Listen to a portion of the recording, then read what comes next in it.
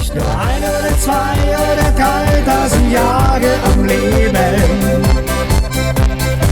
Würde ich dir ein oder zwei oder 3000 Gründe noch geben.